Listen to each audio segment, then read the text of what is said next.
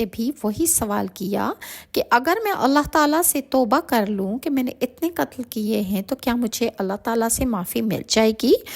اس نے جواب دیا کہ اگر یہ کہوں کہ توبہ کرنے والے کی توبہ خدا قبول نہیں کرتا تو میں جھوٹا ہوں گا۔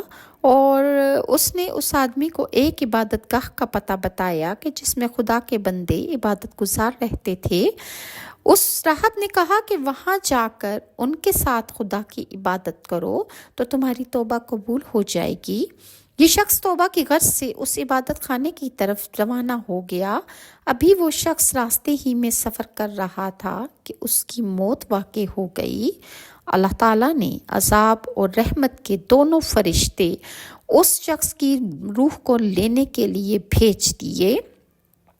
وہ دونوں طرح کے فرشتے آئے، عذاب کے بھی اور رحمت کے بھی، اور دونوں آپس میں اختلاف کرنے لگے۔ اس پر ایک فرشتے کو منصف بنا کر ان کے پاس بھیجا گیا۔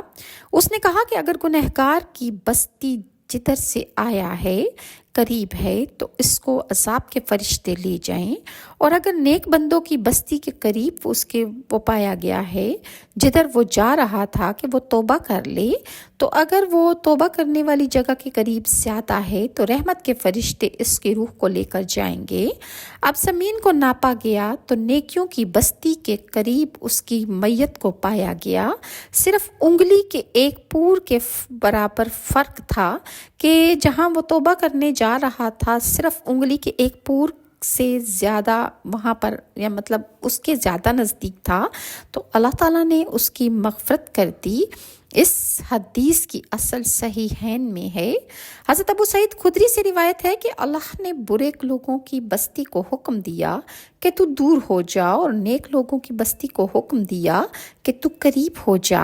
صحیحین میں یہ روایت ہے کہ اس آدمی نے 99 آدمی قتل کیے تھے، اور پھر راہب کو قتل کر کے اس نے 100 قتل پورے کر دیے۔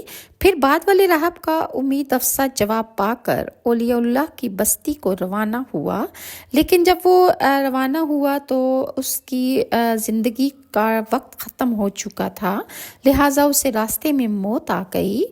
اس نے اپنا منہ اولیاء اللہ کی بستی کی طرف بڑھایا اور مر گیا۔ لہٰذا جب فرشتوں نے زمین ناپی تو جتنا منہ بڑھایا تھا اتنا ہی قریب نکلا۔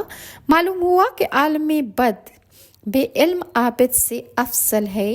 خدا کی رحمتیں نیک بندوں کی بستی پر ہوتی ہیں۔ دعا کے لیے کہ قبولیت ہو۔